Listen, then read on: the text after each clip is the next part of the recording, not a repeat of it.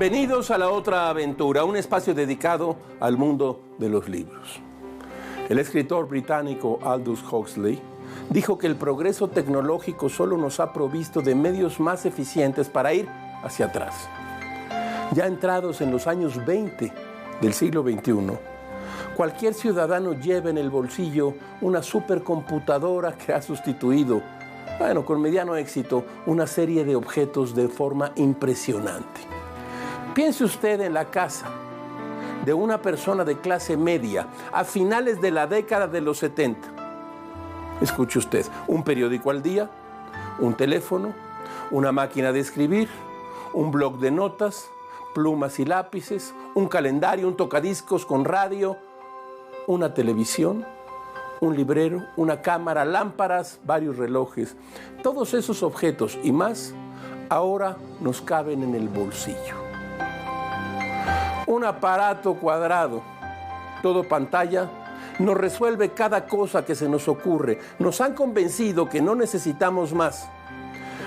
Los más jóvenes apenas recuerdan que hubo un tiempo en que el bolsillo y en el bolsillo se llevaban solo las llaves y la cartera como objetos indispensables. Había que poner un disco para escuchar música, había que recordar una serie numérica para contactar a alguien. Era necesario sentarse a teclear en una máquina que no permitía correcciones para obtener un mensaje, una carta o un poema. ¿Tenía razón Huxley? ¿Vamos hacia atrás? No lo sé. Lo inmediato y lo instantáneo parecen ser los signos de nuestro tiempo. Pero cada uno de esos objetos que fueron desapareciendo en pos del teléfono móvil se llevan consigo las épocas y las historias que marcaron. Hoy hablaremos de objetos melancólicos, así se les llama, esos viejos aparatos del pasado que hoy se venden en tianguis como antigüedades, como esta que tengo aquí. Mire usted, esto debe ser de los años 70. Pienso en películas como de Mauricio Garcés. Objetos que valen por su estética nostálgica, que nos recuerdan otros tiempos. Pablo Picasso dijo alguna vez que las computadoras son inútiles, pues solamente pueden darte respuestas. Como todas las semanas, les recuerdo que fue Adolfo Bioy Casares quien escribió que leer era la otra aventura y que la primera era probablemente la vida misma. Estamos pues en la otra aventura.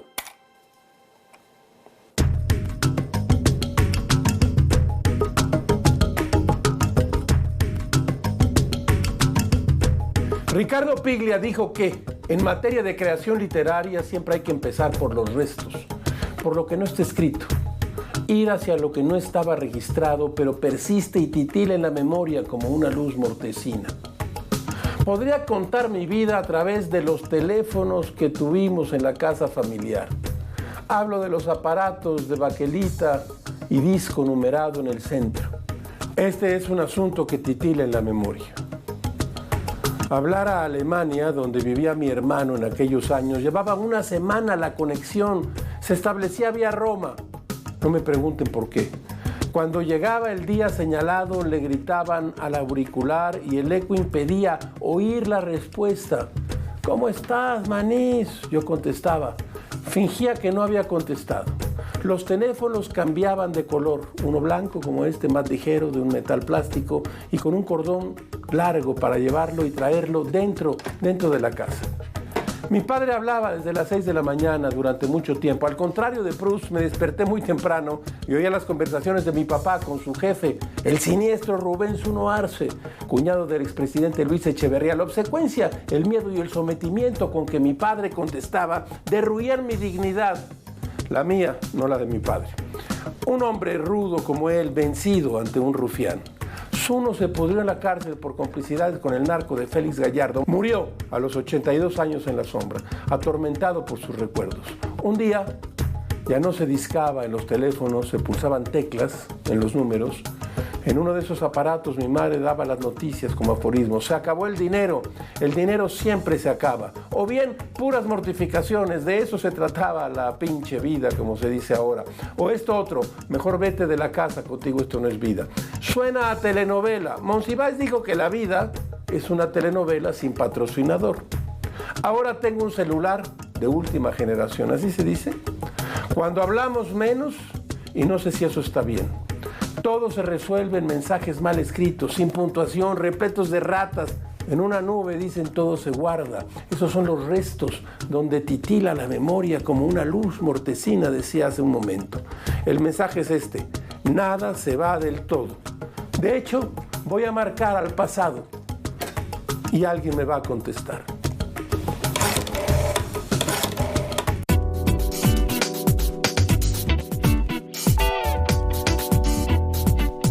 Las cámaras fotográficas son ahora un artefacto poco habitual.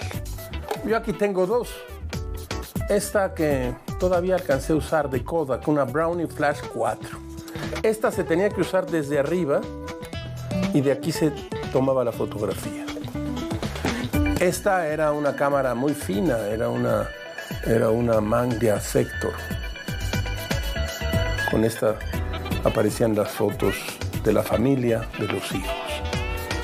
Las cámaras digitales de los celulares han efectivamente hecho de esto un objeto de uso casi exclusivo de los profesionales y yo diría hoy de los melancólicos.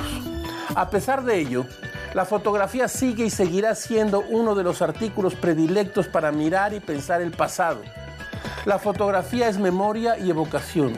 Es probablemente la fotografía el elemento más poderoso en términos de nostalgia que la modernidad nos ha legado.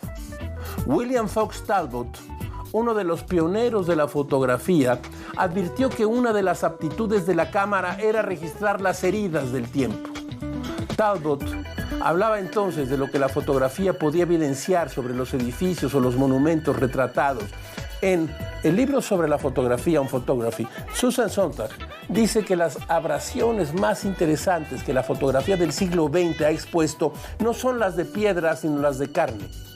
Dice Sontag: mediante las fotografías seguimos del modo más íntimo y perturbador la realidad del envejecimiento de las personas. Mirar un viejo retrato propio de cualquier conocido o de un personaje público fotografiado a menudo es sentir ante todo cuánto más joven yo, ella o él era entonces. La fotografía es el inventario de la mortalidad, así como usted lo oyó. Ahora basta oprimir un botón, ¡tac!, para un momento de ironía póstuma. Las fotografías muestran a las personas allí en una época específica, la vida de un modo irrefutable. Agrupan gente y cosas que un momento después ya se han dispersado, cambiado, siguen los recursos de sus autónomos destinos. La radio, mire usted, aquí tenemos una radio antigua, ha sobrevivido principalmente por la antigua ocurrencia de integrar un aparato receptor en el tablero de los autos. Pero hubo un tiempo en que fue el objeto más importante en los hogares occidentales. Se podría decir que la radio nació en el mar.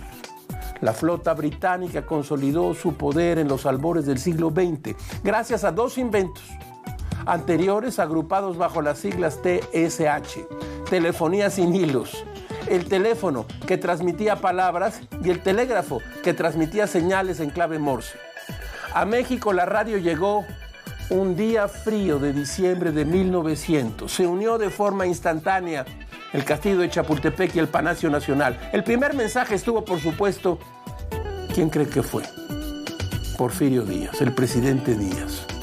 El mensaje fue sencillo: felicitarlo por su reelección. Pocos años después se autorizó la construcción de las dos primeras estaciones en Cabo Aro, Sonora, la otra en Santa Rosalía, Baja California. México fue el primer país en que la radio ocupó un lugar para el combate bélico. Ejemplo para campañas de todo el mundo. La radio mexicana sirvió a los insurgentes en mitad del torbellino de la revolución. Los conocedores de la electricidad aparecían cotidianamente por los campamentos revolucionarios, obraban con libertad, pero muy de cerca los jefes principales estaban ahí. Los cuarteles revolucionarios, a pesar de ser improvisados, contemplaron las comunicaciones como una prioridad en la guerra. Al terminar la guerra, los conocimientos y trabajos de los telegrafistas y de radio de los campamentos revolucionarios pasaron a integrarse a la esfera de lo cotidiano. Llegó a los hogares lo que Marshall McLuhan llamó la voz sin cuerpo. La radio generó en la sociedad mexicana la percepción de enfrentarse a un objeto casi mágico, un artefacto moderno que envolvía a los hombres con sus ondas invisibles. Llamaban la radio la caja habla. La condición básica para el uso en la sociedad fue la aparición de la corriente eléctrica en los hogares y su principal impulso vino de la alianza entre la prensa y las estaciones de radio. El 27 de septiembre de 1921 se llevó a cabo en el Teatro Ideal la primera transmisión que se recuerda en la historia nacional. Apenas unos cuantos supieron de ella. En 1923 ya había dos estaciones muy populares, Casa del Radio y El Buen Tono, esta última de la cigarrera del mismo nombre. Su principal cometido era convertir a los radioaficionados en radiofumadores. Empezaba una época en México y la radio todavía levantaba suspicacias entre los radioescuchas. Ese año apareció en el Excelsior la siguiente nota, escuche usted. La radio como infalible remedio para la calvicie. Los peinadores estaban dando este consejo a muchos clientes amenazados de calvicie. Expertos en cuestiones de cabello han averiguado que las perturbaciones en el aire causadas por los mensajes inalámbricos tienen un notable efecto sobre el cabello. Las personas que han instalado estaciones receptoras en casas han descubierto que tienen que acudir más a menudo a ver al barbero. ¿Qué le parece a usted este anuncio del Excelsior? La pequeña crónica histórica que acaba usted de escuchar es un extracto de este libro imprescindible que es la historia de la vida cotidiana en México y pertenece al tomo 5, en el artículo Radio y Cotidianidad en México de Roberto Ornelas Herrera.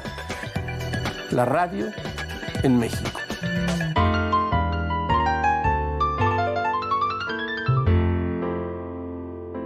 Al escritor Kazuo Ishiguro le sucedió lo que a muchos jóvenes de su generación.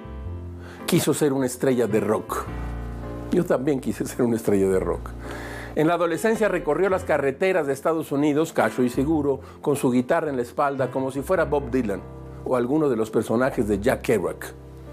Tiempo después, con cierta desilusión y nostalgia, Ishiguro cambió la guitarra por la máquina de escribir, siempre menos prestigiosa que la gran guitarra de las grandes multitudes. Esa nostalgia, esa añoranza y amor por la música es particularmente notoria en su libro de cuentos titulado Nocturnos, 5 historias de música y crepúsculo, publicado en español por la editorial Anagrama.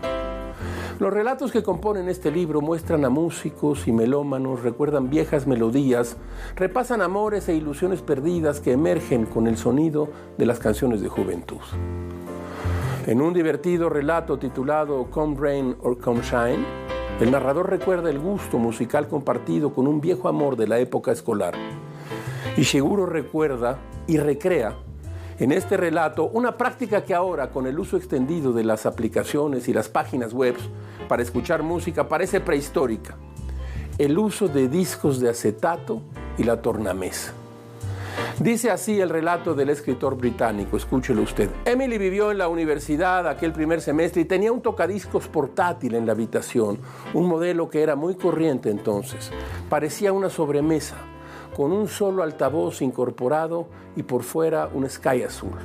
Solo cuando se levantaba la tapa se veía el plato, producía un sonido muy primitivo comparado con la media actual, pero recuerdo que pasábamos horas de felicidad agachados junto al aparato, interrumpiendo una pieza y bajando suavemente la aguja sobre las otras. Nos gustaba oír versiones distintas de una misma canción, luego discutir sobre la letra o sobre la interpretación de los cantantes. Realmente tenía que cantarse aquella estrofa con tanta ironía. ¿Cómo se cantaba mejor Georgia in my mind? Como si fuera Georgia fuera una mujer o como si fuera un territorio de Estados Unidos.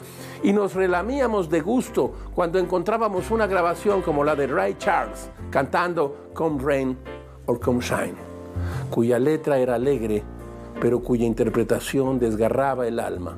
El amor por Emily, por aquellos discos, era tan profundo que me quedaba atónito cada vez que me la encontraba hablando con otros estudiantes sobre algún grupo rockero con pretensiones o un inane cantautor californiano. Kazuo Ishiguro tiene muchas buenas novelas. Yo traje aquí una, además, publicada en Anagrama, Nunca me abandones. Kazuo Ishiguro, Objetos melancólicos.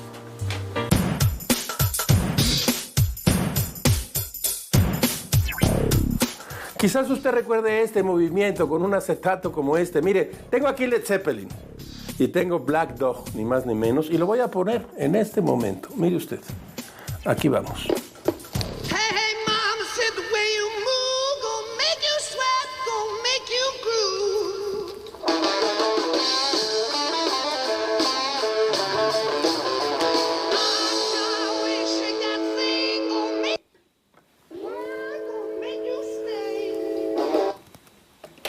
Conseguir una línea telefónica en el siglo XIX era obra de romanos, más aún si se vivía en una isla y en un pueblo remoto. Hemos traído a esta sección La concesión del teléfono, una historia escrita por Andrea Camilleri, que se desarrolla en el imaginario pueblo siciliano de Vegata en el año de 1891. El motor de los acontecimientos es la solicitud de Filippo Pippo Genuardi de una línea telefónica, en esa época una auténtica novedad. El sinfín de trámites burocráticos, problemas y enredos a los que tiene que enfrentarse Pippo para lograr un teléfono es cómico, pero tiene también un significado más profundo. El autor proporciona un retrato de la sociedad siciliana de los primeros años de la unidad de Italia.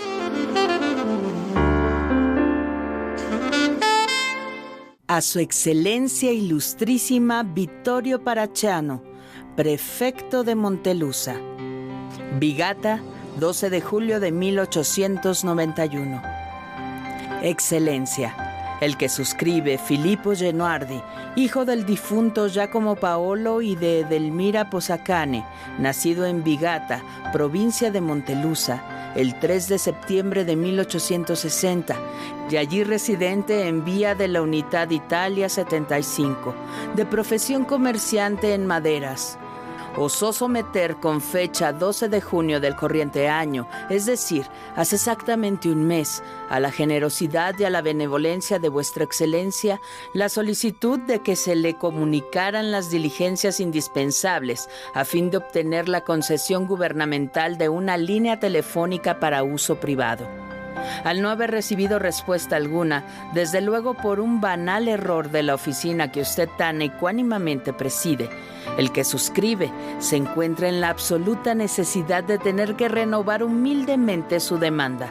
Muy agradecido por la benigna atención que vuestra excelencia sabrá dedicar a mi solicitud y excusándome profundamente por las molestias causadas a sus altas funciones, me profeso su seguro servidor, Filippo Genuardi.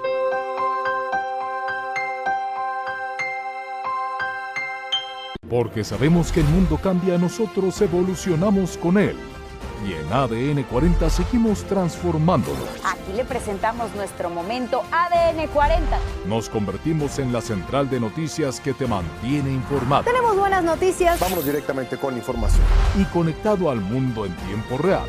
Dejamos los foros de televisión y nos vamos a donde se mueve la información. Acompáñenos con las noticias. Porque tenemos una cobertura nacional e internacional. Que aquí todos los días informamos. Con los mejores periodistas y líderes de opinión que te informan. Prepárese para informarse porque arrancamos de una vez. Desde todas nuestras plataformas. Estamos a través de la televisión, por supuesto, a través de nuestras plataformas, de todas las plataformas acompañándolo. Descubre la nueva programación, porque si nos buscas, nos encuentras. La tele evoluciona. ADN 40. Siempre conmigo. Distrito de Colombia. Colapso de la línea 12 del metro. No, una sociedad que no está acostumbrada. Se robaron un automóvil. Alcanzó un nuevo récord histórico al ubicarse 9.1. Como seguro médico, dental y también planes de seguro. Como cada tarde estamos en su pantalla, pero también en las calles de la Ciudad de México. De la Ciudad de Victoria, Tamaulipas, una pipa de gas que intentaba ganarle el paso al tren terminó. Me recibes y te recibo. ADN 40, siempre conmigo.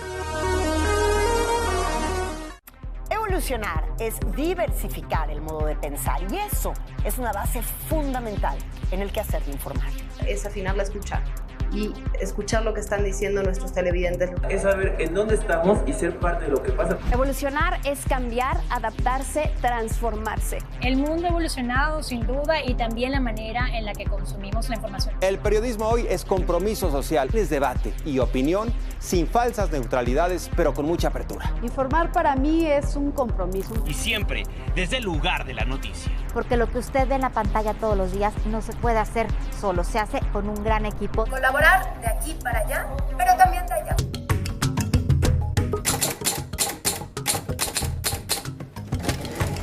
En esta máquina Olimpia, yo escribí mis primeras reseñas. Pero fumaba mucho más de lo que escribía. Y la prueba está aquí, usted no puede verlo ahora, pero está llena de nicotina mi máquina Olimpia de aquellos años. Cómo fumaba, cómo tenía ganas de escribir. pero fumaba más de lo que escribía. En la mesa de novedades, mire usted, tenemos un libro que yo creo que es muy importante en estos tiempos. Se llama El tejido social rasgado, de Claudio Lomnitz, uno de nuestros historiadores más importantes hoy en día, de una generación ya notable que se ha puesto a investigar el pasado, la red del pasado, y a traernos desde allá una verdad, la posibilidad de una verdad. Desde el principio del siglo, la violencia ha sido consustancial al tránsito de México a un nuevo orden. Esa violencia se ha interpretado como consecuencia de una crisis moral, una ruptura del tejido social, metáfora que alude a la comunidad como una serie de actores sociales interdependientes y a la vez como una red de lazos frágiles. En este libro, dicen los editores, Claudio Lomnitz propone que esta rasgadura no se origina en una crisis ética, sino en la retracción del Estado, que ha perdido su capacidad de regular la economía informal y la economía ilícita, entregándoselas al crimen organizado. Un libro realmente notable a la cena editorial Era. Claudio Lomnitz, El tejido social. Y mire usted lo que nos ha llegado aquí esta tarde. Las culturas de la prensa en México, 1880-1940. Yana Haddad Mora y Viviane Maillot, editoras. Me sigo preguntando qué hará o qué va a hacer la Universidad Nacional Autónoma de México para que lo que publica llegue a algún lector. Para conseguir este libro tuve que ir a 3 librerías. Me interesa, me gusta, conozco la prensa del siglo XIX y buena parte de la prensa del XX. Este es un libro interesante, realmente. Trae a 15 o 20 estudiosos de la prensa de esos años. Pero la UNAM no quiere que sus libros los vea nadie. Quizás lo que quiere es esconderlos. Este libro es muy importante, búsquelo. Las culturas de la prensa en México, UNAM y Filológicas. De la mesa de novedades.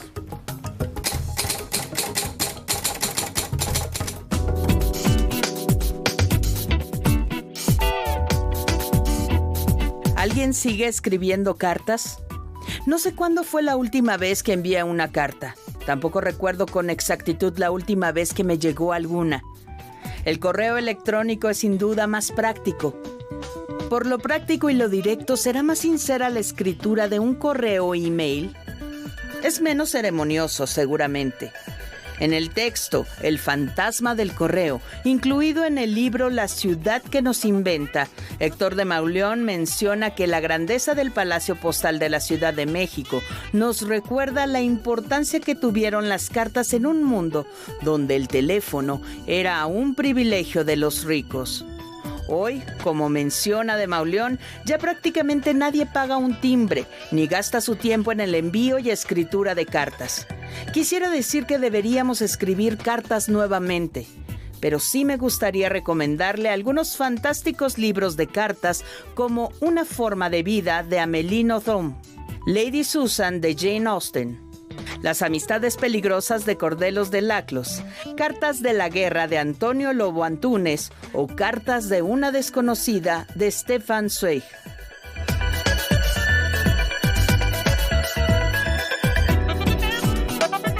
Mire usted, un disco en un libro. Esto es para mí el símbolo de mi generación. En el año 2013, el escritor Sergio Rodríguez publicó la novela El Regate. El protagonista de este relato es Murillo Filho, un legendario cronista de fútbol que se enfrenta al último partido de su vida, una enfermedad terminal. Neto, su hijo, con quien Murillo Filho siempre tuvo una difícil relación, se gana la vida como corrector de libros de autoayuda y se regodea con la nostalgia de la cultura pop de los años 70. Un abismo los separa. El mundo del padre es la época de oro del fútbol brasileño, de la conquista del tricampeonato, de Garrincha y Pelé, del Maracaná, la Bossa Nova, la playa de Copacabana y el futuro soleado del país. El mundo de Neto, en cambio, es el de una generación ensombrecida por una dictadura salvaje. En uno de los pasajes de este relato, el narrador menciona a propósito de Neto, su sueño más grande de niño era que le regalaran una Scalextric de pista triple. Creía que si tuviera una Scalextric de pista triple, todos sus problemas se resolverían. Podría invitar a los compañeros de la escuela a jugar a su casa y ser por fin admirado, incluso siendo enfermizamente tímido, incluso siendo malísimo en el fútbol, feo, debilote. Nada de eso tendría importancia frente a una Scalextric. Prometida cada Navidad, cada cumpleaños, la Scalextric terminaba siempre siendo cambiada al último minuto por algún regalo barato, como una pijama. Cuando mucho un cochecito de plástico, raquetas de ping-pong de consolación, las que por falta de una mesa adecuada se quedaban chupando moho en el cajón. Y Consensao decía, tu padre es un hombre bueno. Scalextric es probablemente uno de los objetos más deseados por los niños nacidos a finales de la década de los 50 como yo. Este juguete del inventor Fred Francis, una pista de carreras miniatura con coches de tracción eléctrica que corrían por una ranura. Ante el aumento de la demanda de estos juguetes, Mini Models decidió vender su invento a una compañía más grande llamada Lines Bros. Ltd. En el año de 1962, pronto la patente fue vendida a distintas fábricas de juguetes alrededor del mundo. Scalextric es en muchos casos un sueño incumplido, una frustración y un momento agridulce. Como el mío, nunca tuve un Scalextric. Pero luego hubo, allá en los años 60 finales, lugares públicos a donde se podía ir a alquilar para jugar a las carreras con la Scalextric.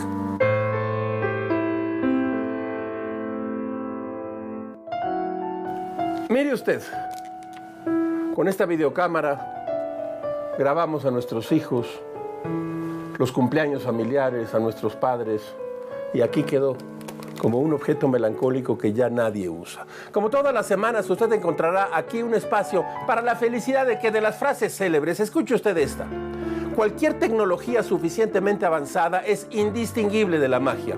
Arthur C. Clarke.